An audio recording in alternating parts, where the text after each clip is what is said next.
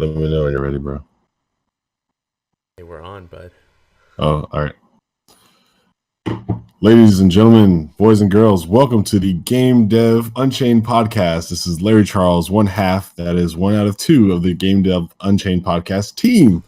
It's a tandem race like bobsled, right? And I guess the other person helping me steer the ship down the ice, Mr. Brandon Pham.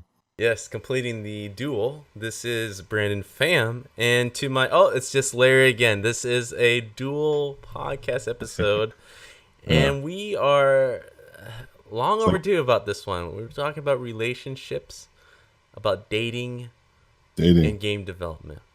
Dating and game development. It's impossible. Yes. So one of us have done a lot more dating than the other, but I can talk about at least the marriage part. And I think this is a very interesting one because I think our industry, or even out of all the creative industry, it's probably one of the most difficult to maintain a relationship. It's a crunch culture type of industry, and I think if you don't have an understanding partner, that it can make or break a relationship. Yeah. So why don't we just start from the beginning? All right. Our team here. Yeah. Let's just assume that you are someone who is working in the industry, currently single, and thinking about dating or exploring those avenues. Right? There's some considerations that you need to make, and we kind of talked about this before with the whole like you can pick two, have a social life, play games, or make games. It's real serious, man. It's hard to really find a lot of time to open up your schedule to like inviting somebody in to the game industry to be your date or to be your significant other, especially if they're not familiar with what you do or the amount of time it usually requires or the amount of commitment that it takes to be in a project deadline based work cycle. So I'll speak from personal experience. I'm not just going to generally say everyone will have these difficulties, but that's one of the things that I found is usually the hardest for me is one, if there's not usually a lot of girls that I worked with. So, your options to date close or in industry is usually limited. And so like, let's say you go to a bar and you meet somebody and they're like, oh, I work at a bank. I have 9 to 5. And you're like, oh, awesome. I have 9 until my work is done. But for sure not leaving before 6 or 7. Right. Yeah. And my observation, if you are a long-time listener, is that if you are, I hope I'm not offending anyone, but if you're a female in the game industry, especially at a game company, you don't need help. You don't need help. I think you're just naturally swarmed. Before you leave the company, you're probably going to be married with someone from that company. It's just the way it works. Oh, yeah. All that attention, I feel, just eliminates a lot of the dating scene for females. Wanted, right? Not completely forced into a relationship or anything. I think there's just a lot of choices and a lot of good guys that works in the industry at a certain company, and it's just I think on average and without again, it's 2018, so you have to be very careful about how you navigate things that you say, especially when they get publicly broadcast. So what I'll say is I find on average from my observance of how things work, females will have way more opportunities to date than males, just, based on the amount of males that work at a company versus females. And then let's just assume that you would consider yourself a very attractive female. I mean, come on. Yeah, so without, getting into territory that I think will ruin my career and saying something that I can get in trouble for, ideally where I'm trying to go is just based on the average, most of the females that I've worked with have either been married or in a relationship, especially during the time that I knew them. And just because there was like significantly higher amount of men, more often than not, I would see that they were either single or taken, or, there was more diversity in the relationship statuses for the men that I worked with and less so for the females. So just based on that, I'm willing to say my personal experience, I find that females in the game industry find their suitors a lot faster, more frequently than the males do. And it just ends up becoming a numbers thing at that point, right? Like 50 guys in the office, 3 women choices. I'm assuming someone is going to say, "Hey, Janet, would you like to get a sandwich with me?" And boom, 2 weeks later, did you hear that Craig and Janet are dating now? That's yeah. It's it's one of those things that I felt like other industries would say office romance is taboo, but pretty much every company I've been at, like the females are linked with someone in the office most of the time.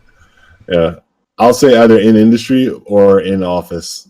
It's usually one or the other, and I definitely support in industry. To be honest, of course, I think that would be the easiest opportunity to be a great game developer and have a partner who understands your lifestyle, who understands your time commitment, and also probably has those same time commitments. And so it may be difficult in when you can see each other if you guys aren't on the same project or at the same company.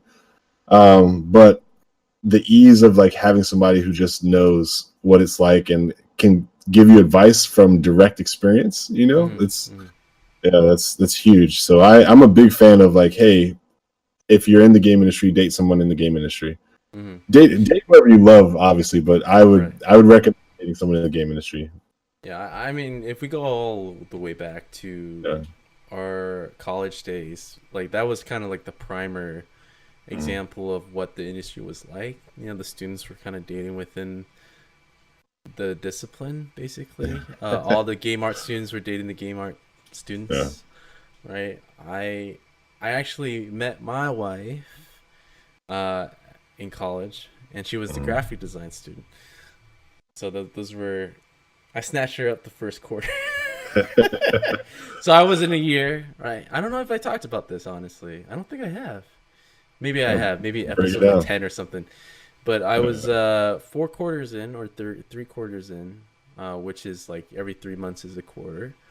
And I was working in the school library, which I definitely recommend if you're in college right now. Work within your college. It's the easiest and most convenient type of job for you. You get some benefits too. Benefits, and it's just the focus is there. You don't have to leave. You don't have to worry about it, and totally understanding when you need to do your homework or projects. Anyway, she walked in the library, and then one thing led to another. But basically, I asked her out since then, and now we're married, right? So I completely did not date while I was in the industry. Obviously, I was already linked before. But I see this type of thing. Maintaining a relationship is part of this discussion as well, right? I mean that has it's up and down for all the reasons why we started the podcast in the first place. Our jobs are never secure. Just me being able to move around within California has been a blessing, which is a very weird thing, right? I've been up and down, northern, southern California. Never have to really leave, thankfully. But I'm my family and I are home is in Orange County, right? So just being away from Orange County is never really feeling very situated or building my foundation. It's very difficult when you always have to go back up to Northern California for jobs, right? And so, in the span of the last 10 years, 11 years or something, that has been the case. And it can wear down a relationship if your relationship hasn't been tested. So even if you are married and stuff, you throw this unsteadiness to your financial situation, because like I've mentioned many times before, outside of you're relocating.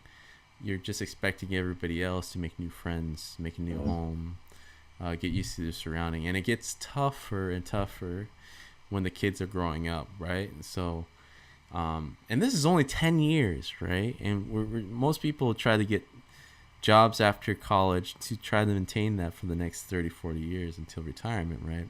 Within 10 years, I've been seeing this on a personal level, just moving around for jobs, how difficult it has been for my family if it isn't the same place that you're going to, right? Yeah. And of course, this is not the case for all developers. There is always exception to the rule, right? If you are fortunate enough to find a company that you could stay at for 5-10 years, that is amazing. right? Because that's really rare in my opinion. Even more rare nowadays, right? So many things happen during those time when you're in development, that things change.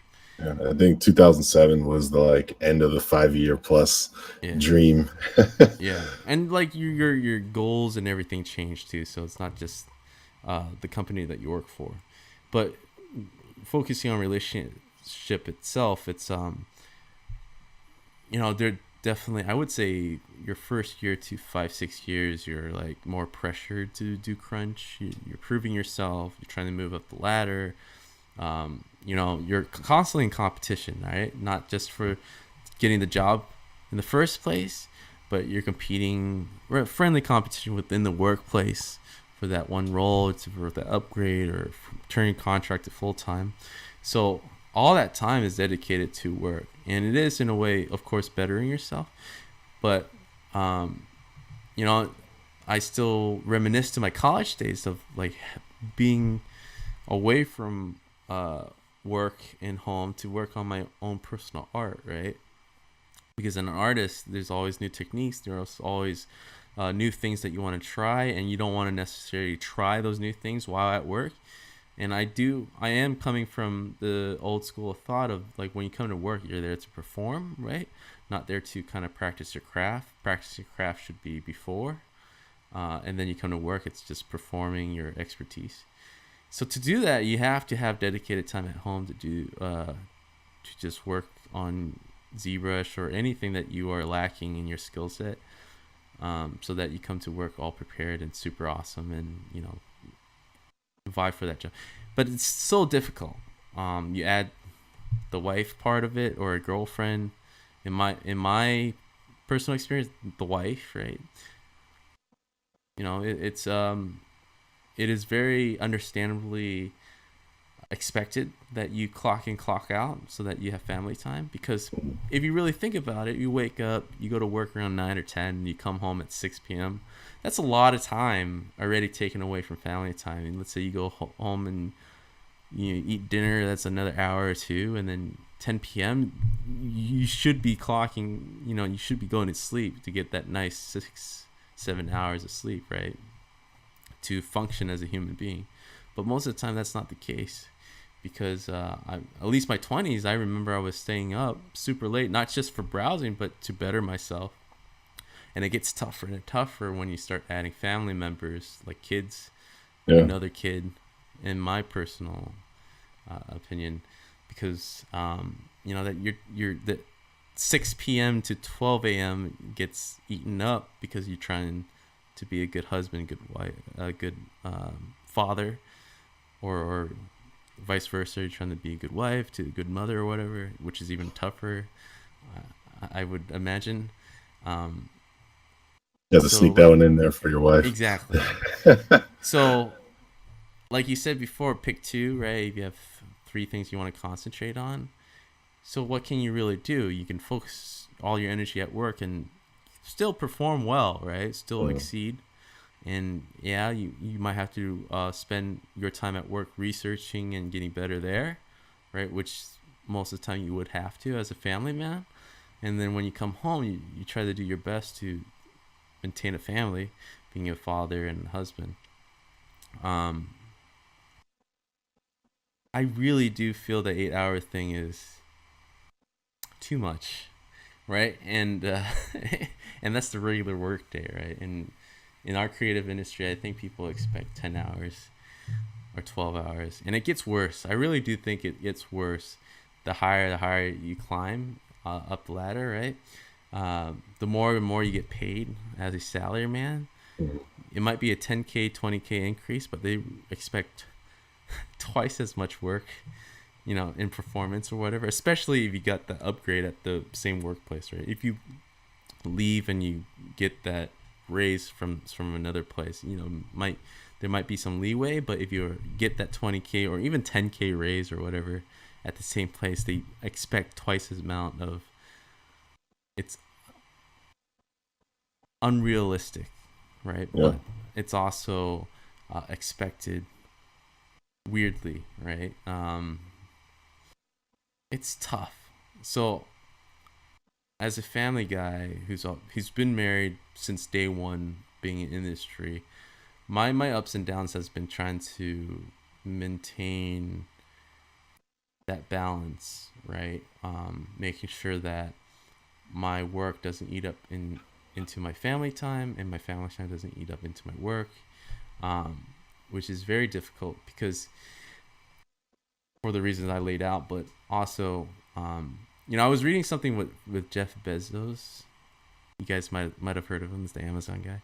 So he's a super billionaire, right? Not to say that doesn't exclude anything that he mentioned, which was, the work-life balance is a term that he hates saying, right? He's more about synergy, work-life synergy, because I do agree, what you do at work and what you do with your home life should work in harmony, right? Instead of a separation, because realistically, that's what happens, right? If you get in an argument with your wife about something or your girlfriend with something, it's going to affect your work, right?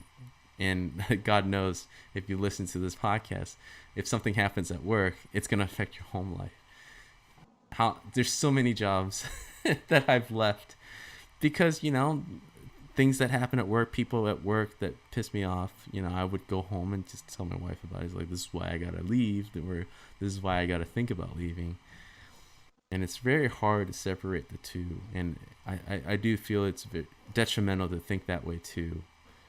And it took me a while to figure this out because, being a negative person at work serves no purpose. It really doesn't help. Like, it feels good to vent, but it is like I would say a virus, to be honest, because it kind of feeds itself. Because you just get more and more angry because the problem doesn't get more and more solved, right?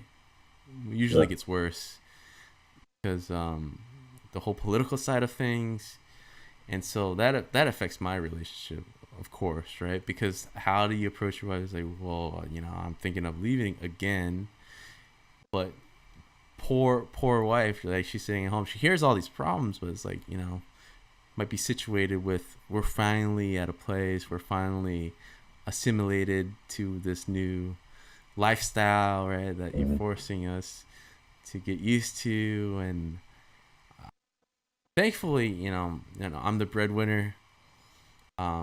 There's not that weird duality where if I switch career, she has to switch career if we're to move, right? And that probably, maybe you can talk more about this, where, so do you leave with me, or what's going on, and how does this work out? Do you have to look for a place too, because that's two jobs you have to look for?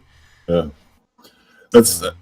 I think that's so I'll say, fortunately, I haven't had a relationship that is carried over from one job to the other while I was in the game industry, because I actually only dated one person that I can recall. And it's sad that I even say it like this, but I'm just being honest. I dated one person I can recall that we were both employees of the same company, and both developers. We dated each other, and she actually ended up leaving the company before I did, and we had, I think, broken up before she had a big move. Right. But one thing I can say is, like, Did was you guys really have cool. that talk though? Did you guys break up before she decided to leave, or she left after the breakup? It was just I guess the best way to describe it is it's gonna get personal. So we, like, officially had, like, kind of, maybe the relationship isn't going what is going to happen for us, but we were still very attracted to each other, and we still spent time together romantically. Is the best way to break it down. All right. Movie dates and stuff, Yeah. But we both paid half. No, I'm just kidding. All I was going to say is, I know people though who it's a very serious discussion for them because they both work together at the same company. I also know another couple who are married and who have worked at the same company. Like, when one leaves, then the other has to go, like, package deal. You know what I mean? And I think that dynamic alone is just very interesting, because what if one person is fed up, like, F this place, I'm out, then the other person, do they have to go? Do they stay? What kind of pillow talk do those people have? I always wonder, But so far, I've seen them always work together since I've known them. Right. So I think that that's an important part of the relationship. But what I'd like to offer is like that's kind of scary to me. Like I don't know if that works for me, right? Like I don't have a girlfriend who that girl that I dated, we didn't live together. We were just boyfriend and girlfriend. Right. I don't know what it would be like for me to like go to work and be with my significant other, go to lunch with my significant other, then go home with my significant other, and have no opportunity to have Larry time. You know? I'm a big believer that separation makes the heart fonder. Distance makes the heart fonder. Is that the saying? Yeah. What the saying Distance makes the heart grow fonder. Yeah. Yeah. With that being said, I know couples that work together, live together, obviously, are married, happily married, everything's cool. I think it's just too much, man. This is just like I don't think it works for me, man. Even if it's my best friend, right? Obviously, we're buds. We like hanging out. I don't think I would be able to live with you as well. So Larry and I obviously worked together before. Yeah. But to go home, maybe guys are cool enough where, you know, you have your own room, I have my own room. We don't need to hang out, you know, because you worked with, actually, you lived with V before, which is I lived with V before, but you never worked with him. Yeah. See, so we never. I guess I've never experienced that. But you did say a good point. I can say now this doesn't really help the dating part of the conversation, but we're floating along right now. Right. I personally wouldn't have a problem if like my roommate and I worked at the same company because I have had that. My buddy Billy and I worked together at Sledgehammer, and then we come home and we're roommates, right? The thing is, like, Billy had the shit that he was into. I had the shit that I was into. I would go to the gym. I would do my thing. Billy would do his team. And sometimes there would be like, hey, we play Pathfinders together. Or we were just talking about work. Or like that actually was really cool to have someone outside of work to just still like kind of chop it up with. And then be like, all right, man, I'm going to go and do, you know? Yeah. I think guys are able to like be able to separate. But to go with your wife, there is no, all right, I'm going to go. There's no, all right. You can't just go like, all right, babe, peace out, and just leave. That's usually like a problem. Obviously. Where are you going? Yeah, exactly. Who's going to be there? Well, I've seen you all day at work. I'm just going to hang out with my friends. It's like, oh, okay. I'm not your friend? yeah. So, like you said, I've seen that happen. Obviously, it can work. On a personal level, that space, I think it's necessary. Because, I mean, even as a couple, right, you can have similar things, but to be completely the same, like, I haven't really met a couple, and this is me generalizing, all right? If you guys are this couple, right, it's all love from us. I just can't think of friends that are so similar as a couple where they do everything together and are 100% cool. I think that's too much. Like, you need some kind of difference in individuality, right, to make it interesting. Otherwise, you know, you're just looking yourself in the mirror the whole time. It's like, that's my opinion. Sure. Yeah. I will say that, like, so now I'm going to counter that by saying I've actually seen a lot of couples that I observe as not necessarily the same person or the same interest, but the same emotional needs. Yeah. Where they're both very clingy, very attached, and very like, oh, anything for my hubby, anything for my wife. And like all of their day is involved in making sure that the other person is emotionally supported because there's somehow there's synergy between both of them being like that. And they work very well. You know what I mean? Yeah. It looks annoying from the outside. It looks like, oh my God. I worked in the library, right, in college, right? And we get all types of couples in there, and there was this one time where we have these computers set up in the back. You know, you do your you either do your homework or you look for books, right? And I was walking by putting away the books, and I looked to the right, and it was this girl. She was on the computer typing away, and at her feet was her boyfriend hugging her leg like a cat, and she's like stroking his head while she's like watching. On so many levels. I was like, bro. But I recognize that this must be love. You know, this is like two couples who are really into it. They got this thing going, which is great. in the public and in public's eyes, they are perfectly secure, and I'm happy for them. But well, that's a tough one for me, man. Like PDA in general makes some people uncomfortable sometimes, right? But we should definitely dig into that. We should definitely dig into PDA. All right. No, please finish your statement. Yeah. What I'm saying is like that was awesome. It's like that's awesome because I'm laughing.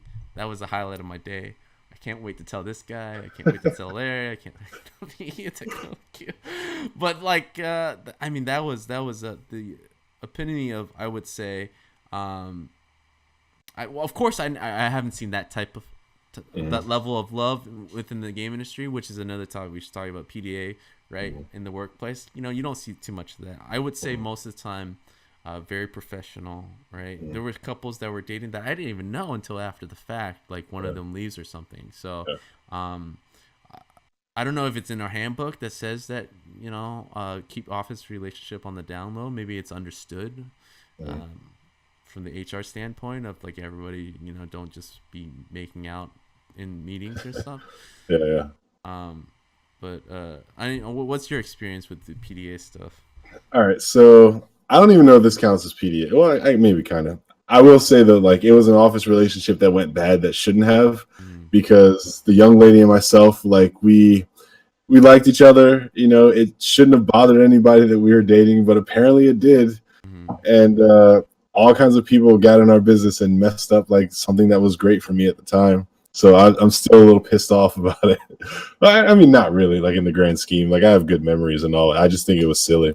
But basically, there was a young lady who I took interest in, and we kind of are talking a little bit. I think she was like the receptionist or secretary position, and I was a QA, like super low, low on the totem pole, working way up, yeah. And this woman was beautiful, and like she was like, of course, people are probably interested, but not everyone has the confidence to just, hey, you want to go get a sandwich? You know what I mean? Like. So you'd be surprised how many people ruin their own chances by not even trying to take one. Right. But they hold that against you, like with this hostility of like, oh, I can't believe she's talking to Larry. He's just QA, and it's like he went and talked to her. You know what I mean? Yeah. He introduced himself and he said hello, and like give me some bait here. Like what was the sabotage like? They straight up said. Man, so she ended up breaking up with me and citing. So this isn't like excuses of like, oh, Larry, it's this, it's that, it's this, it's that, just so that she doesn't have to say I don't like you. Yeah. Because I could then trace the things that she was saying to how people were like reacting, not the same at work.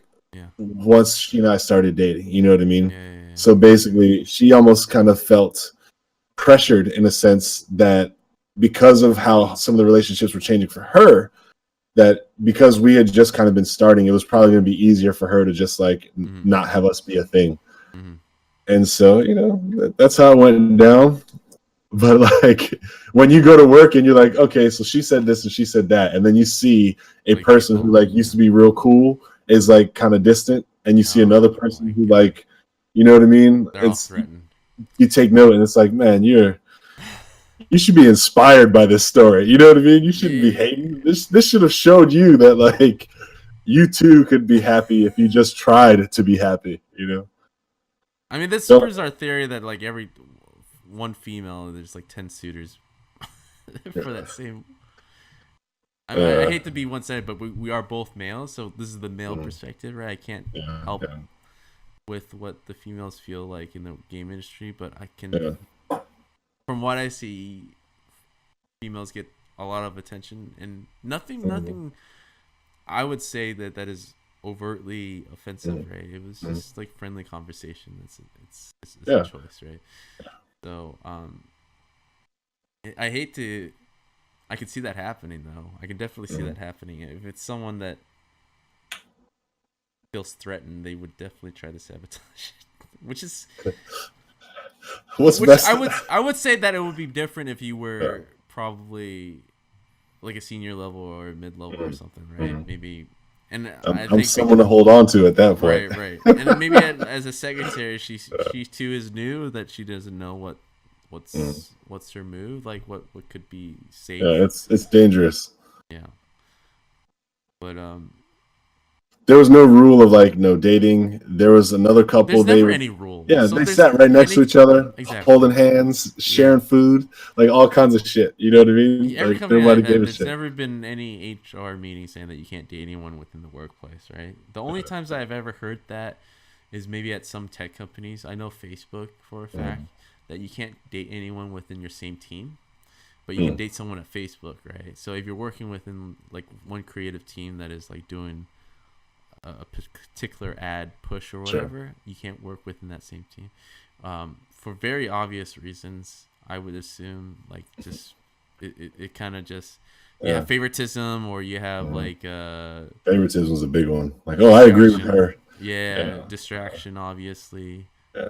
And it just sounds like they've had problems before, and that rule was just mentally made just for that. Well, there's also like, what if that person's getting reprimanded by their boss, and it totally is a professional. Like, look, get your shit together. You're slacking. You're not doing well. Yeah. But you're Twitter paid and you're like, oh, everything she does is excellent. You know what I mean? Or vice versa. Maybe the female sticks up for the male. So yeah, and and I don't want to just keep saying like males dating females, females dating males. Very open and respectful to trans partners, or even just bisexual, whatever orientation we have in the game industry. We're all inclusive, especially on this podcast. So just out of habit, I'll say like a man dating a woman or a woman dating a man. But obviously there's also women, men, swingers, furries, anime, whatever your interest or orientation is, or how you get down. You're all part of this conversation here. So don't think that like just because I'm always saying like the guy dates the woman, that's just the example that comes to mind immediately, because that's obviously me. Yeah, we're too. Yeah, I need to get that out there because I don't want to mess up. Yeah, but like I think relationship in general are pretty much the same, right? So like the struggle is real, right? We're married to our work first in most of the case, because this is a volatile industry and we don't know where it goes. If we don't pay attention, that's when we're in trouble, right? And that's when our relationship in general suffer. So, like, the dating scene itself, of course, Larry, you have way more experience than I do within the game industry.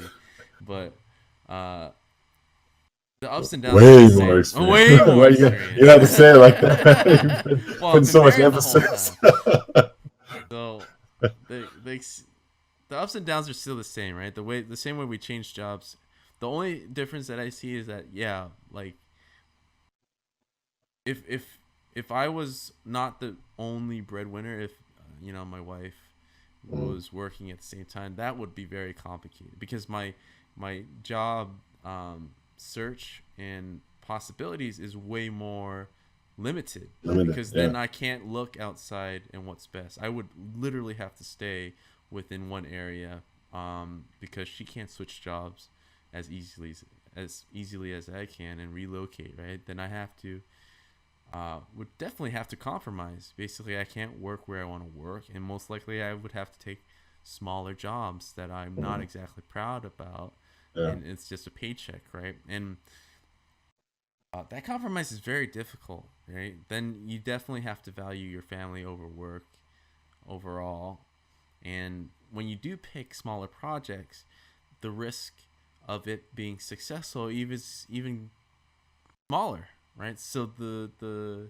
reoccurring problem is that you're constantly switching jobs, just from small project to small project, right? And we're talking about a year, right? A year, if you're lucky, if it is a year project, but most likely it's 6 to 8 months if it's like a small mobile project, right? If we're talking about small independent projects are even worse because they're like looking for investor money, or you're pitching. I can't even imagine how difficult that would have been and how scarring that would be on the relationship if you're thinking more short term like that.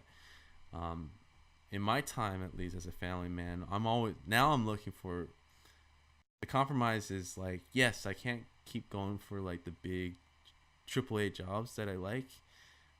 Even my tastes have changed, right? Like, those jobs are sexy always, but that comes with politics. It comes with crunching. It comes with all sorts of stuff that is outside of just making fun games, right? Mm-hmm. But the luring, finishing the product that everybody has heard of is always attractive. It's just all the other stuff that's just been such a heavy load in recent years where I don't even want to touch it anymore. It's like, it's not about the game anymore. It's just about dealing with people. But those are the projects that are 3 years to 5 years, right? So I'm personally navigating through this industry, looking for a job that is long and stable, right? And at the same time, interesting enough where I don't hate myself, right? Yeah. And we're still in the early years of that, where I feel like we're in a transitional period of finding, because AAA is, you're not Fortnite, which is only the last like 3-4 months, right? There is no stability. Like there's very limited AAA projects now that can say that, they're secure. Yeah. And we're talking about companies that are not relying on hits to make their next paycheck, right? Like let's say Naughty Dog, right? If for some reason Last of Us 2, are they on 2, right? Yeah. Does not do well. That company is in trouble, right? They're how do they say it? They're reassessing their company resources. How do they put it? Sure. Yeah, there will be layoffs. There will be something going on where that team would not be intact, right? Obviously, they're like something went wrong. It's a crisis. And we're talking about a company that's been making hits the last 10, 20 years, right? That's ridiculous. Well, I could, if anything, it's probably because I can't imagine saying like, hey, we spent 5 years making this game and it's a dud. Mm-hmm. Then they have to invest another 5 years into another project. That's 10 years. Yeah, it's a hard sell to super hard, to Mama Sony or Papa Sony to say, hey, the last 5 years sucked, but hey, we have 20 years of good hits. Can you give us another 5 years? And maybe that will work for one more. Mm-hmm. But again, if they just, it's going to be under the watchful eye of Sauron, right? That second project, they're not going to be as lenient.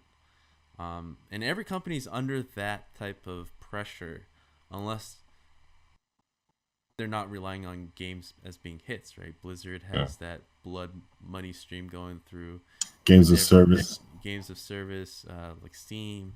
But that's it, man. How many more games are there? Unless you're Fortnite or a mobile game that has everyday value, right? Coming in.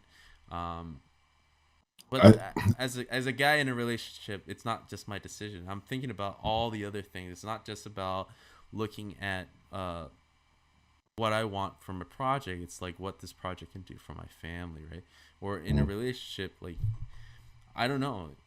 I'm pretty sure once you're in a long-term relationship, right, you're a lot more limited on where you need to go if you want to go anywhere, right? You're more local. So you're already in that trap where you can't really move too far. Right? Yeah. If you don't mind, can you talk more about that stuff on the dating scene? I mean, it's basically you're married. You can't move anywhere. Yeah, so you hit a nail on the head that I do want to underline is like even if you are the breadwinner still and your wife has a significant job, right? But if her career is limited, then your career is limited. Yeah. You know what I mean? Because there's nothing worse than being like, hey, I got this awesome job in the Carolinas. And she's like, well, great, but like there's no industry for what I do down there. So you can almost say goodbye to that opportunity. Pretty much.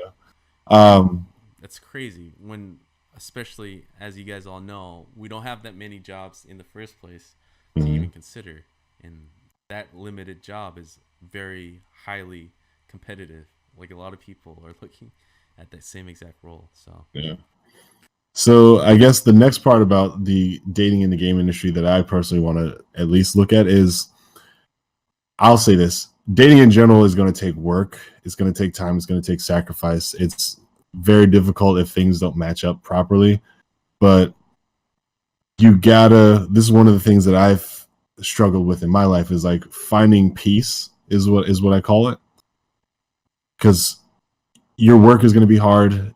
You're going to come home and you're going to need to like unload or unwind. You're going to have a lot of stress. You'll be wound up. There'll be issues that you had to deal with.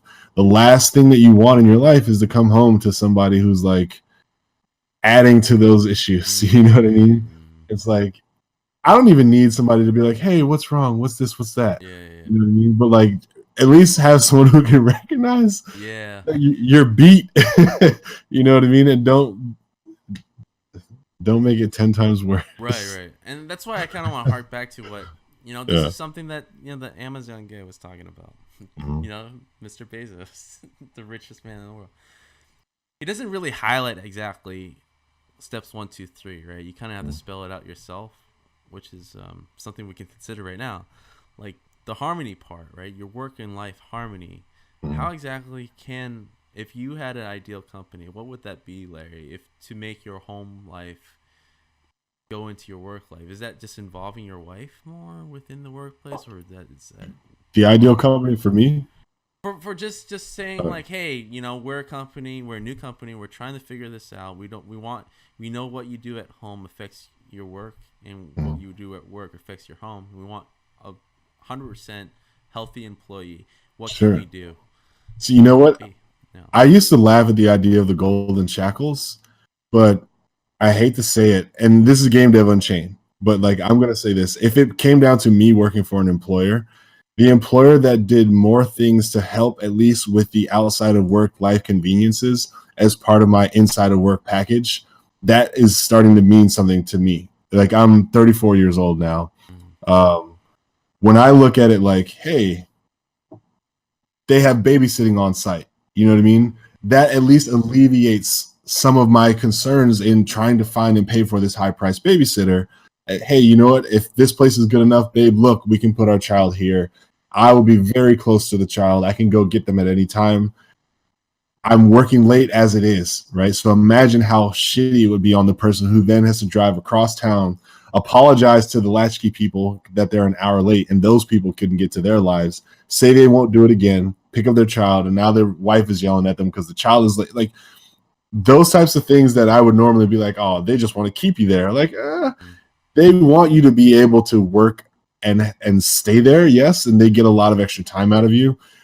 But I'm not going to shake my head at those additional things that could be offered, right? Like, hey, we have a movie theater on site. We have subsidized food. We have all these things. It's golden shackles, because you'd have to be silly if you did want to work for somebody to look at an employment situation like that and call it like they own every part of my life. Like, no, they're giving you conveniences, because if you don't have to do that stuff, but the fact that it's right there and it's available for you, I think those are cool things. So I hate to say it, but that would be a situation where I would be like, you know what? EA, you guys got campus, you guys got a gym. I can go lift weights. I can go play basketball. I have peace of mind. I can go take classes from my other teammates. Like all these cool things that you just don't get at other companies. I think all of that stuff would be things that I would say like, hell yeah, man. If I wanted to be an employee, a job like that would be pretty damn sweet, and I would take advantage. So for me personally, I think that that's what I would look for if I was dating and wanted to do family-oriented stuff, you know? Or at least give you lots of money. Yeah, well, because that's the thing. If they gave you lots of money, then you have to go and do all those things for yourself. Yeah, I think the tech companies, like, we don't have to theorize on what you can do to treat your employees better. Like, the tech companies are, for good reason, they're ahead of us in many ways, right? They can afford it, though. They can afford it. They have this campus stuff. But let's be honest here, right? I've been saying this for many years in episodes. We're a $1 billion industry. As employees, we're not growing that much, right? We're not having a buttload of people that goes in the industry every year, right? So there is growth. Obviously, there are more and more game developers every year, but not to the exponential amount of money we're making every year. Like, we're a record-breaking industry. Every year we're making billions and billions of dollars, and that's something we tout and we're so proud of.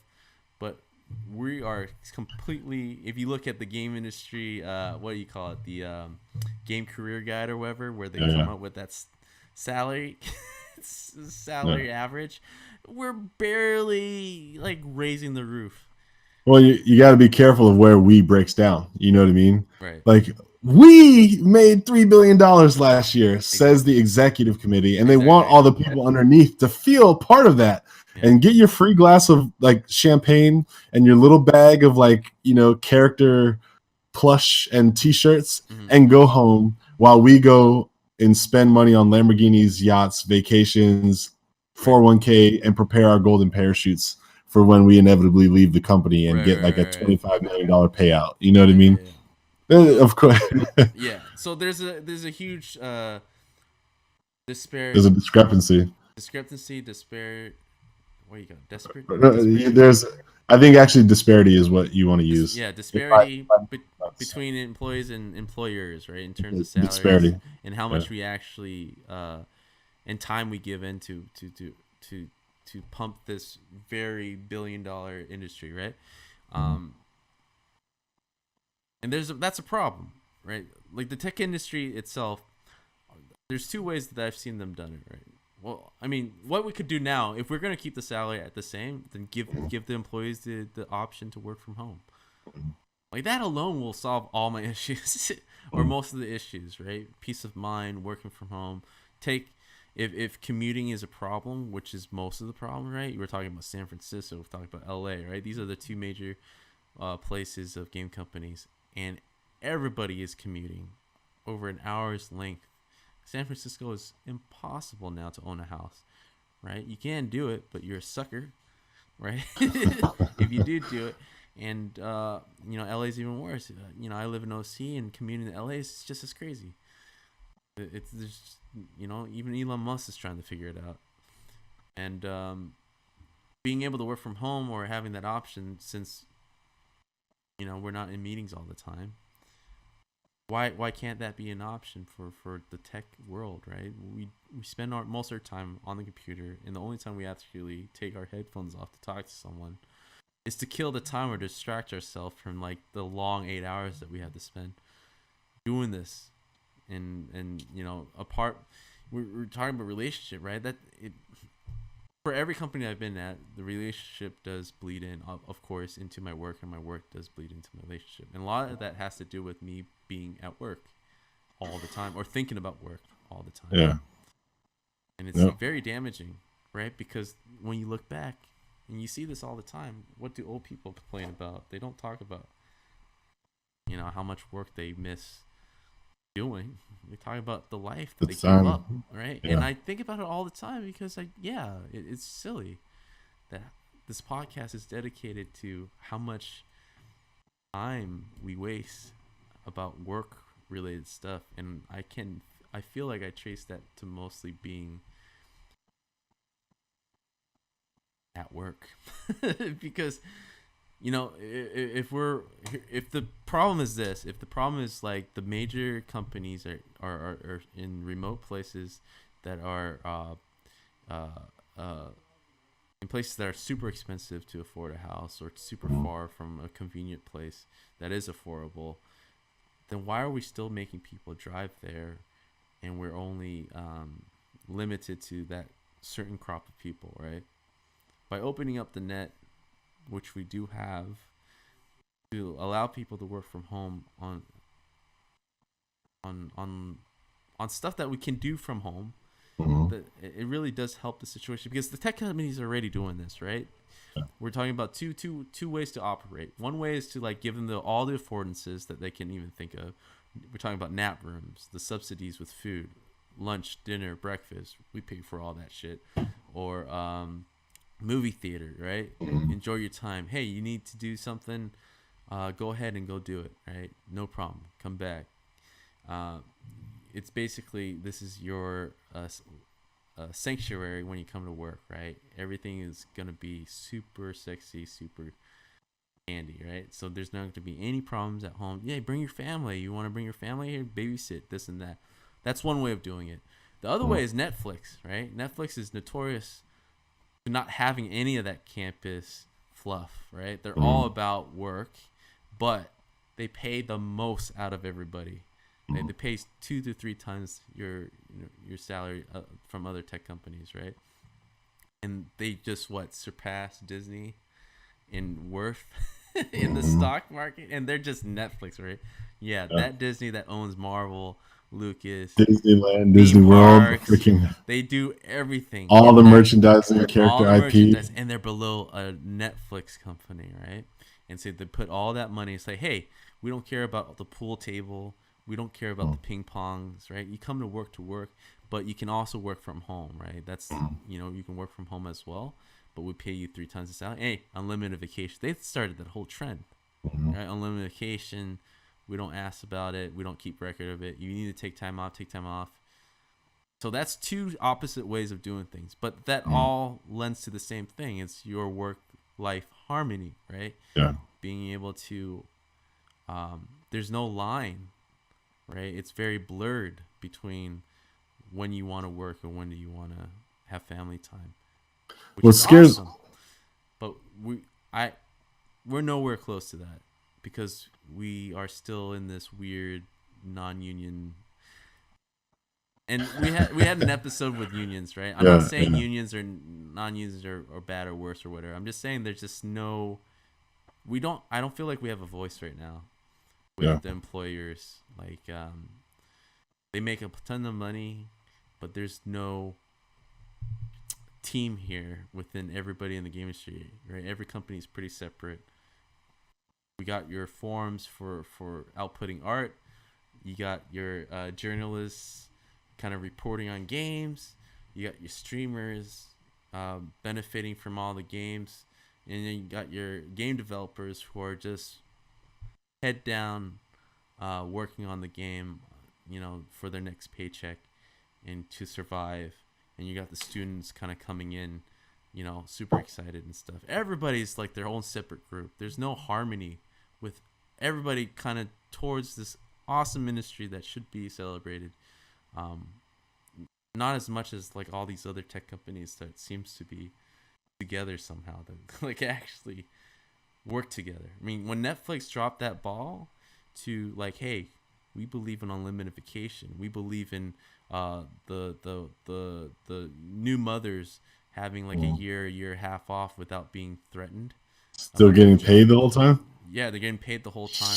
And not just the mothers, right? The fathers too need to be there with their newborn 6 months to a year, paid time off and stuff. They started that trend, and then everybody responded, right? Under pressure, because Silicon Valley, the talent is not going to go from that to Google where they have none of that, right? If you want the best, you have to treat them like the best. And so the whole tech company has similar policies now. The game industry doesn't have that in any way, right? The closest that we had was the EA Crunch Wife. What was that though? The wife. Story? Yeah. That was the last biggest. Wives of EA. Or something like that. That was the biggest movement. EA Wives, actually, I think is what it was called. 15 years ago. We haven't had that type of response since, which is insane because that's proof. That's proof. That's proof that collective bargaining works, right? Because those weren't even the employees. Some were, but it was under the moniker of EA Wives, as in we are tied to the people who are going through this. We're not them themselves speaking up. So it was people more or less who were the wives or the spouses and this is, I'm generalizing here, but basically what I'm saying is the understanding is the wives of the game developers came together to defend us, and then we won. I don't know how from that moment on the game industry didn't realize, like the developers didn't realize, like, man, there is power in us being unified. That should have started it right there, in my opinion. That's 15 years ago, and I would say we are a new generation of developers, right? Because our lifespan as developers are really short, so we're a new crop, and our wives aren't stepping up. That's what I gotta say. It's like I've been crunching, but my wife ain't organizing. What's going on here? I haven't seen her send one letter. It's just one letter. Not one. Yeah, man, isn't that crazy? Yeah. Like, but you did say something though that actually is stinging me right now, is the fact that, like, if you look at the average lifespan of a game developer of 5 years, as we've come to know when we were coming through college, it was like there's like a 5 year noticeable turnaround before people really make it, and then even then 10 years is a huge milestone. 15 years is like, forget about it. Right. The drop off is just like insane. Yes. From each 5-year chunk. That is a huge thing to say that, like, 5 years ago, 10 years ago, that's 2 sets of average developers who have came and went. Yeah. You know what I mean? Yeah. And so, and to tie back, right? And before you finishing your point, right? I'm pretty much done. Yeah, like as a family man, right? This kind of ties back where my dedicated time is to work and family, right? Personal development takes a backseat sometimes, right? I have my ups and downs with that. If I'm not working on my own stuff, I'm not improving. And if you're looking at like all the talent coming in, they're constantly having that time to themselves. They're getting better and better. Competition's getting higher and higher. And you're just getting older and older and more expensive, right?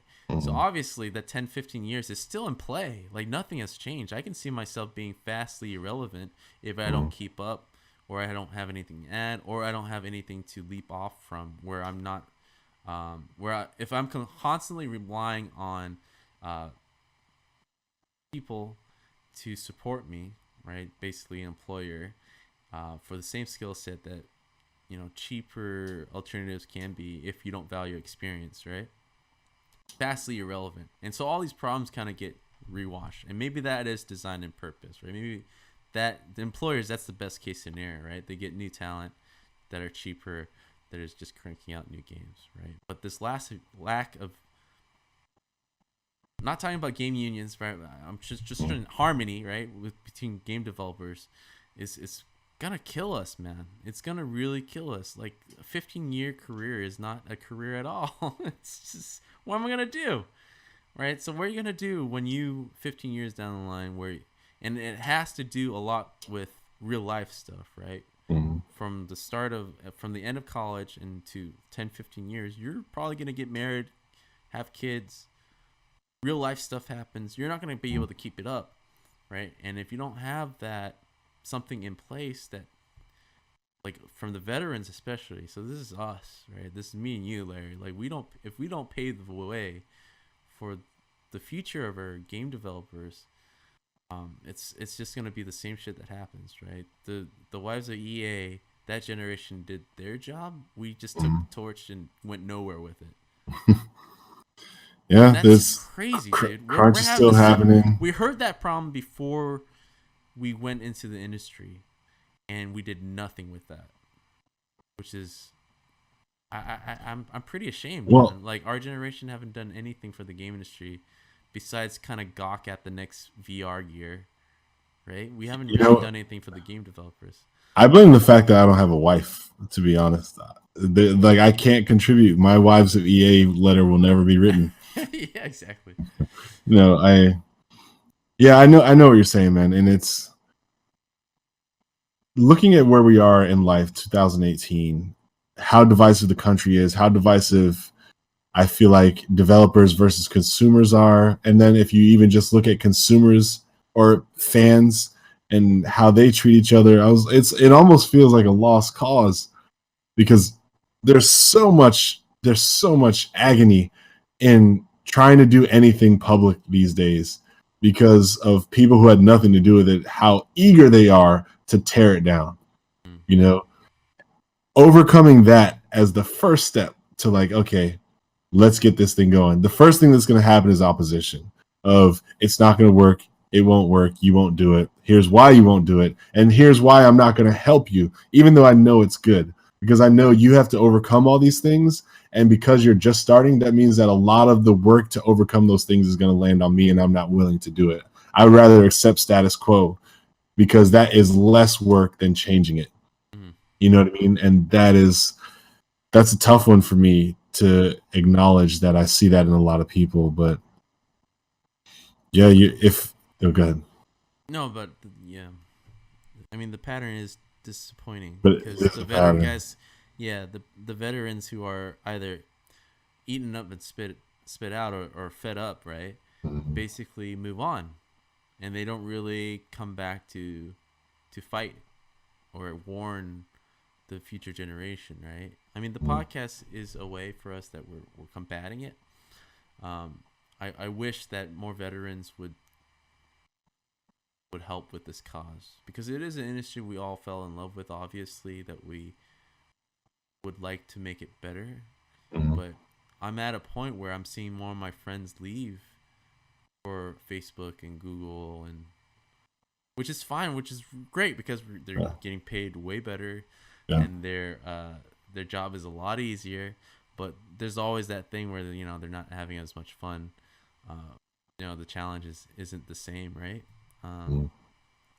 But it's the route that more and more people I'm seeing is doing, right? Which is a good option, but it really hurts our industry as a whole, because the game guys again aren't figuring how to evolve this industry themselves, and are relying on others. And maybe it is the answer, relying on others to figure out this problem for us, the same way that we were in that AAA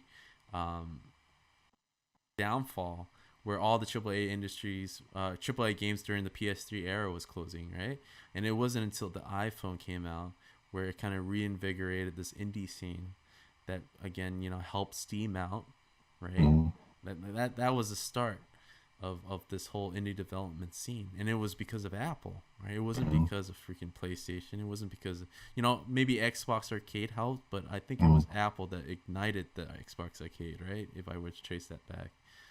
And I feel like that's been 10 years, and we are in that weird lull again, where VR might be our answer, but it might be AR, like you mentioned before. But even now, like, news are saying like VR AR is not as profitable, but there's a lot of theories to that too, right? And now we're kind of going the round table. There's a lot of theories because 2017 was a weird year, because it was just too much hype too fast, from what I'm reading.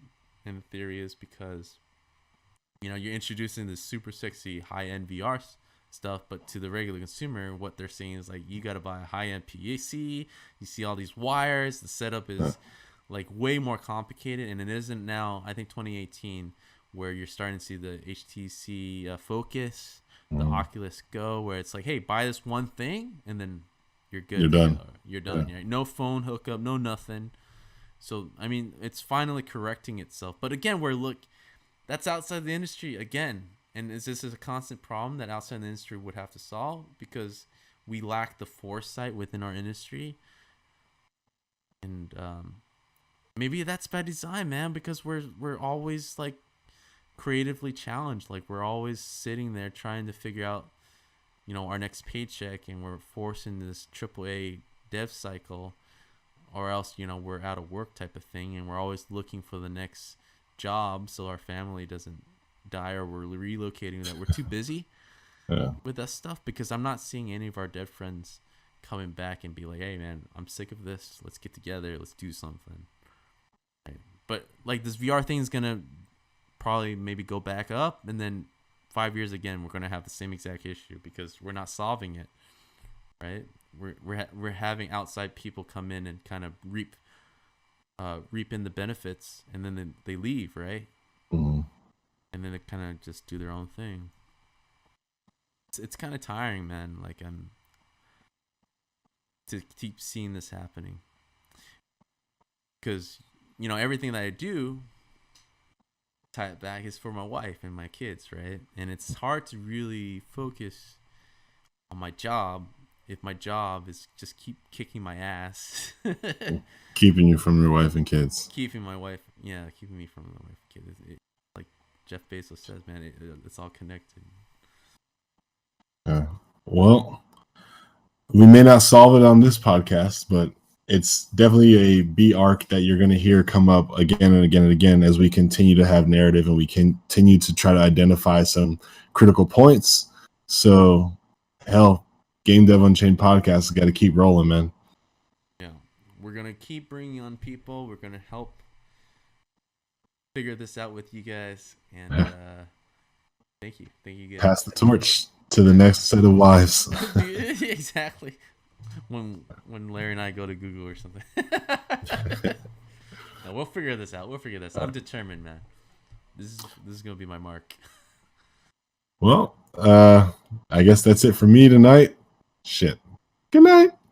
This is Brandon Pham. I'll see you guys next week.